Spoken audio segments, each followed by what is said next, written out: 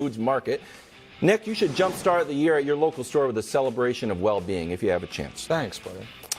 Potential three-time MVP Nikola Jokic was picked second to last, maybe, as he sauntered over to Team LeBron.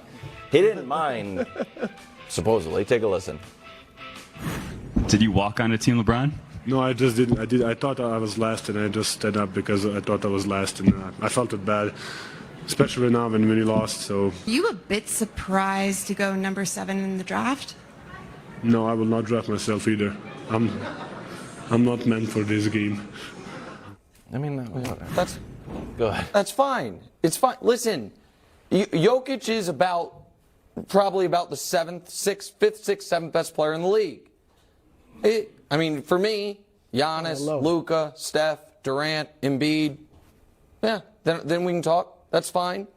The problem is not that he's back-to-back years the 7th pick of the All-Star draft, which actually means you're like the 9th or 10th, because obviously the captains would go before you, and this year Steph and Durant weren't even playing. That's not the problem. And the problem isn't that if you had to list 5 guys to go get a bucket, he maybe makes it at the end, but maybe not. And if you had to list 15 guys to stop a bucket, he doesn't get it. The problem is he is weeks away from joining Russell, Wilt, Kareem, Moses, Bird, Magic, Jordan, LeBron as 3-time MVPs. That's the problem. It gets worse.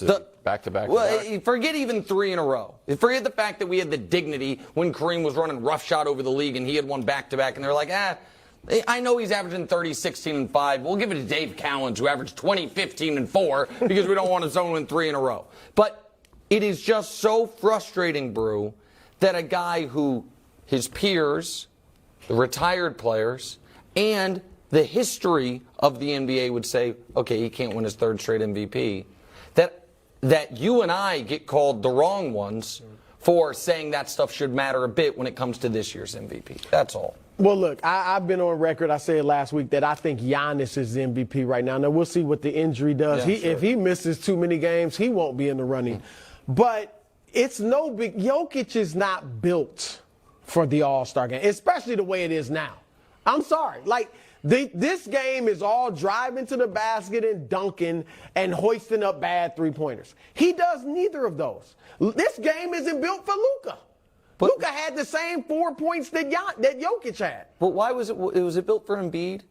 Because the thing Embiid is a little more athletic than Jokic, and he shoots. They both can shoot, but he'll shoot more shots than Jokic does. Like Embiid likes to shoot. Jokic, I don't think he shoots enough for the Nuggets. Well, so in a game like this, that's a wouldn't have the highest catastrophe. PER ever if he shot. It's no. I mean, this game was. Mike Malone was right. It was the worst game played.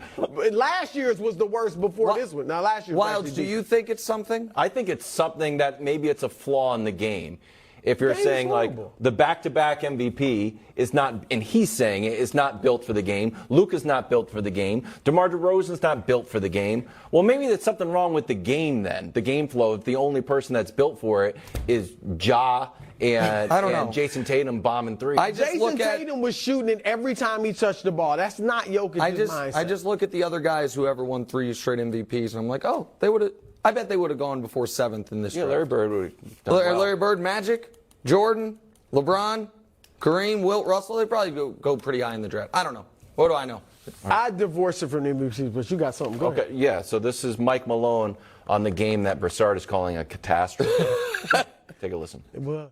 It's an honor to be here. It's an honor to be a part of a great weekend, great players, but that is the worst basketball game ever played. How do you fix it? I don't know if you can fix it. Okay, so I took a try at fixing the All-Star game. Oh.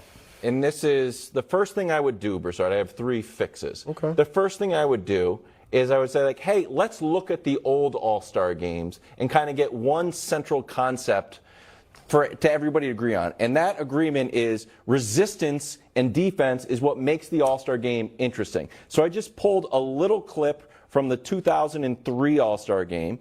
It's Tracy McGrady having to put a move on somebody. He has to put a move on Duncan. He has to get past Duncan, which makes it interesting. And then Yao is there to defend the shot, so that was cool. Now Duncan throws, it gets stolen. Now it goes to Iverson. Iverson's like, oh, I got Tim Duncan there, so let's go back, and he gets hit and goes down. That's in the first quarter. The score there is like 4-8. So it's the idea that if the game is actually about showcasing your skills, you need the resistance. Otherwise, it's like juggling on the moon. It's not impressive because there's no gravity. It's like, oh, look at this. Like, yeah, it's easy. The chainsaw Did you just come kind of up with float. that? Juggling on the moon? Yeah. I had one about being like nude in a nudist colony. It's not shocking. You need some societal resistance. No, you're right. Because a dunk in a game is only good better. when you dunk on 100%. something. What are the other two, Wild? All right, the other two. So then the second thing I do is do an actual. Don't just look at the rating, because people argue about the ratings, like, well, cable subs, and when you look at this, do an actual review with fans of like, hey, did you like this? Did this put the game in the best light? You said it's a catastrophe, but do a full-on thing. And then third, take that info and share it with the players.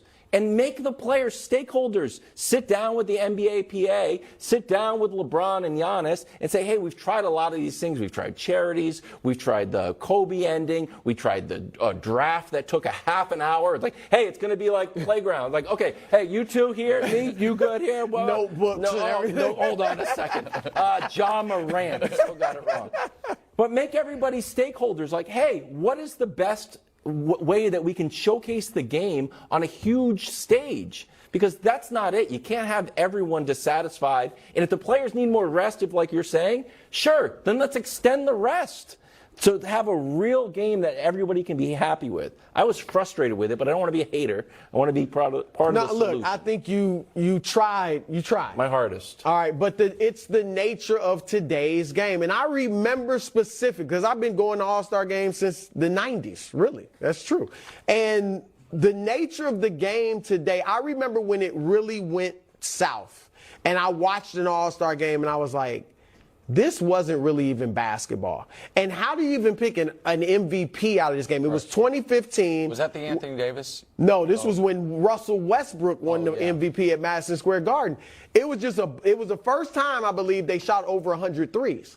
And when the three-pointers become too many of the shots, the game loses. There's no mid-range, there's no flow, there's no defense. And like I said earlier, the floor is too spread. You saw that clip you showed. I think they had to do something everybody's drastic. in the paint. Like, go the absolute opposite on scoring. Like, it's first to 100 wins. Sure, and, I like you know that. what I mean? And just have guys really lock in. I think you got to do something drastic. Take out the threes, do something, because that ain't going to cut. One little highlight that I did really love, Jaylen Brown versus Tatum. Yeah, that was like a nice cool. little like Isaiah Magic, Right. like let's go at each other. It was people really trying. Yeah. That was the highlight for me. That was it. Packers disgusted by Aaron Rodgers. Why? I don't know. Next, first things first.